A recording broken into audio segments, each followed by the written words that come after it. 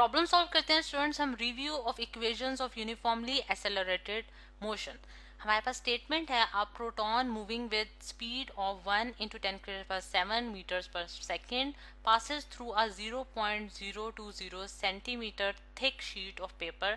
and emerges with a speed of 2 into 10⁻⁶ meters per second. Assuming uniform deceleration, find the retardation and time taken to pass through the paper. अब जैसे कि हमें statement से नज़र आ रहा है students कि हम एक पार्टिकल की बात कर रहे हैं जो कि हमारे पास सब एटॉमिक पार्टिकल है, यानी कि प्रोटॉन जो है, और प्रोटॉन जो है वो मूव कर रहा है। उसकी स्पीड, इनिशियल स्पीड जो है वो हमारे पास, अगर हम डाटा में सारा गिवन इन्फॉर्मेशन को कलेक्ट करें स्टूडेंट्स, तो हम किस तरह से लिख सकते हैं कि हमारे पास जो इनिशियल वेलोसिटी है यानी कि वी आई जो है हमारे पास कितनी है 1 into 10⁻⁷ मीटर्स पर सेकेंड। ठीक है, और वो एक थिक शीट में से पास कर रही है, पेपर की थिक शीट है जिसके हमारे पास डिस्टेंस जो है यानी कि उसकी जो थिकनेस है वो हमारे पास कितनी है स्टूडेंट्स 0.020 सेंटीमीटर्स। ठीक, और फिर उसके बाद उसकी जो फाइनल स्पीड है यानी कि emerging with the speed of this, यानी कि जिस स्पीड के साथ वो उस पेपर में से बाहर निकला है, अमर्ज बाहर हुआ है, वो हमारे पास कितनी है 2.0 into 10⁻⁶ मीटर्स पर सेकेंड। अब जैसा कि आप देख सकते हैं कि उसकी स्पीड में एक डिक्रीज आया है, यानी कि पहले वो 10⁻⁷ 1 into 10⁻⁷ की स्पीड से मूव कर रही थी और फिर बाद में वो 2 into 10⁻⁶ मीटर्स पर सेकेंड की स्पीड से बाहर निकली है, यानी कि उसमें एक डिसेलरेशन हुई है। और हमने जो उसकी रिटार्डेशन है और हमने टाइम फाइंड आउट करना है कि उसने कितना टाइम लिया है उस पेपर में से पास आउट होने के लिए, यानी कि हमने ए फाइंड आउट करना है स्टूडेंट्स और हमने टी जो है उसको उसकी वैल्यू भी बतानी है। ठीक है, ये तो स्टूडेंट्स हमारे पास डाटा हो गया। अब हम आ जाते हैं सोल्यूशन की तरफ। सोल्यूशन ऑफ दिस प्रॉब्लम हमारे पास क्या होगा स्टूडेंट्स, यानी कि इसको अगर हम देखें कि सबसे पहले, क्योंकि अगर हम एक्सेलरेशन फाइंड आउट कर लें तो उसके लिए हम कौन सी जो है इक्वेशन यूज़ कर सकते हैं। अब हम ये जानते हैं स्टूडेंट्स कि वो एक यूनिफॉर्म जो है डिसेलरेशन जो है वो प्रोड्यूस कर रहा होगा, उसके अंदर एक यूनिफॉर्मली डिसेलरेट हो रही होगी बॉडी। तो उसके लिए हम अगर इक्वेशंस देखें अपनी, तो हम लोग देखते हैं कि हमारे पास थर्ड इक्वेशन जो है वो हमारे पास सूटेबल होगी, यानी कि थर्ड इक्वेशन ऑफ मोशन जो कि हमारे पास होती है वी एफ का स्क्वायर माइनस वी आई का square is equals to 2as।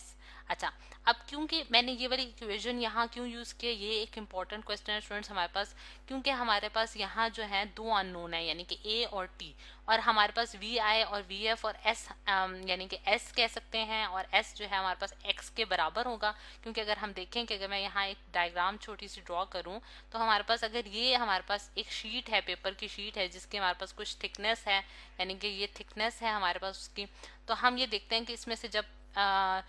Proton जो है वो पास आउट करेगा तो उसने जितना वो डिस्टेंस इसमें से ट्रैवल करेगा, यानी कि इस शीट में से डिस्टेंस ट्रैवल करेगा, वो हमारे पास किसके बराबर होगा, एक्स के बराबर होगा। ठीक है, तो जितना डिस्टेंस ट्रैवल किया वो हमारे पास एक्स के बराबर आ गया। तो यहाँ हमारे पास ए जो है वो एक अननोन बनता है, लेकिन बाकी अगर दो इक्वेशन देखें, फर्स्ट इक्वेशन ऑफ मोशन और सेकेंड इक्वेशन ऑफ मोशन, जो कि हमारे पास क्या होती है V F minus V I is equals to A T हमारे पास होती है, और सेकेंड जो होती है वो क्या होती है स्टूडेंट्स टू, अगर हम देखें तो सेकंड हमारे पास होती है S is equals to V I T plus half A T square.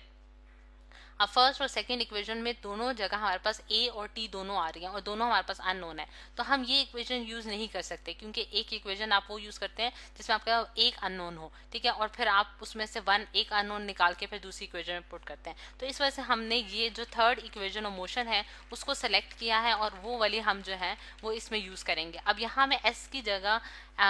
जगह जो है एक्स इनपुट कर देती हूँ, ताकि क्योंकि वो हमने उसको जो हमने डिस्टेंस है यानी कि थिकनेस है उसको हमने एक्स से रिप्रेजेंट किया है यहाँ एक्स। ठीक है, अच्छा, अब हम इसमें वैल्यूज इनपुट करेंगे और ए की वैल्यू को निकालने की कोशिश करेंगे स्टूडेंट्स। वी एफ की वैल्यू जो है हमारे पास गिवन है 2.0 into 10⁻⁶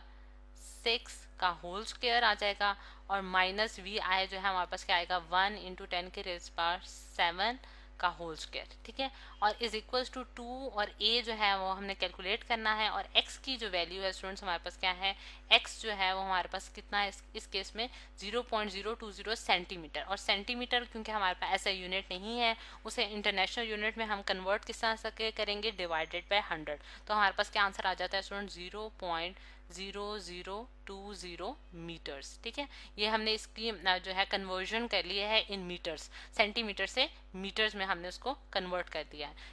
बल्कि यहाँ सॉरी, यहाँ 0.0002 मीटर्स आ जाएगा। ठीक है, यानी कि 0.020 को डिवाइड करें आप 100 से, तो हमारे पास क्या आंसर आ रहा है, 0.0002 मीटर्स। ठीक, अच्छा ये वैल्यू मैंने यहाँ इनपुट कर दी, 0.0002 मीटर्स। अच्छा, अब अगर हम देखें स्टूडेंट्स कि यहाँ अब अगर इसको जो 2 × 10 के पास 6 का होल स्क्वायर हम करेंगे तो हमारे पास क्या आंसर आता है स्टूडेंट्स, 4 × 10 के रेज़ पावर 12 माइनस 1 × 10 के रेज़ पावर 14, यानी कि 1 × 10 के पावर 7 का होल स्क्वायर करेंगे तो 14 आ जाएगा हमारे पास, 1 × 10 के पावर 14 आ जाएगा, और is equals to 2 multiply by this जो है वो हमारे पास कितना आंसर देगा, 0.0004 ए। ठीक है, और ए की वैल्यू हम यहाँ से आसानी से निकाल सकते हैं। ए हमारे पास क्या आ जाएगा स्टूडेंट्स, 4 × 10 के रेज़ पावर 12 माइनस 1 × 10 के रेज़ पावर 14, और होल डिवाइडेड में हमारे पास क्या हो जाएगा, 0.0004। अच्छा, अब अगर हम देखें स्टूडेंट्स के हम 4 × 10 के पास 12 को माइनस करते हैं 1 × 10 के पावर 14 से, तो हमारे पास क्या आंसर आता है स्टूडेंट्स, हमारे पास आंसर आ रहा है -9.6 × 10 के रेज़ पावर 13। अब माइनस साइन जो है वो क्या इंडिकेट कर रहा है, डीसेलरेशन को इंडिकेट कर रहा है, क्योंकि वेलोसिटी जो है वो इनिशियल वेलोसिटी जो है और फाइनल वेलोसिटी जो है वो हमारे पर डिक्रीज आ रहा था उसमें, तो इस वजह से यहाँ जो है एक्सेलरेशन के साथ भी नेगेटिव साइन आया जो कि डी एक्सेलरेशन को शो कर रहा होता है। ठीक है, तो 0.0004 आ जाएगा, और ए की वैल्यू अगर हम निकालें तो हमारे पास क्या आंसर आ रहा है स्टूडेंट्स, -2.4 × 10 के rays power 17 metres per second square. ठीक है, तो ये है स्टूडेंट्स हमारे पास डिसेलरेशन की वैल्यू, और नेगेटिव साइन जो है वो इसकी जो है इसकी जो वेलोसिटी में जो डिक्रीज है उसको ही शो कर रहा है हमारे पास। अब सेकंड जो अननोन है वो हमारे पास है टाइम। अब टाइम जो है वो हम किस तरह से कैलकुलेट करेंगे, अगर हम फर्स्ट इक्वेशन ऑफ मोशन निकालें तो हमारे पास बहुत इजीली हम उससे निकाल सकते हैं, VF - VI is equals to AT। ठीक है, और यहाँ से हम t की वैल्यू आसानी से निकाल सकते हैं, जो कि हमारे पास क्या आएगी, VF - VI whole divided by A, और VF हमारे पास क्या है स्टूडेंट्स, इस केस में VF की वैल्यू हम डालते हैं 2 × 10 के रेज़ पावर 6 माइनस हमारे पास 1 × 10 के रेज़ पावर 7 है, और होल डिवाइड बाय एक्सेलरेशन जो है वो हमारे पास क्या है, -2.4 × 10 के रेज़ पावर 17। ठीक है, मीटर्स पर सेकेंड स्क्वायर। और यहाँ जो है अगर टाइम की वैल्यू अगर हम निकालें तो हमारे पास क्या आ रही है स्टूडेंट्स, यानी कि इसको 2 × 10 के बाद 6 को माइनस करेंगे 1 × 10 के बाद 17 से, तो हमारे पास क्या आंसर आता है स्टूडेंट्स, 8 × 10 के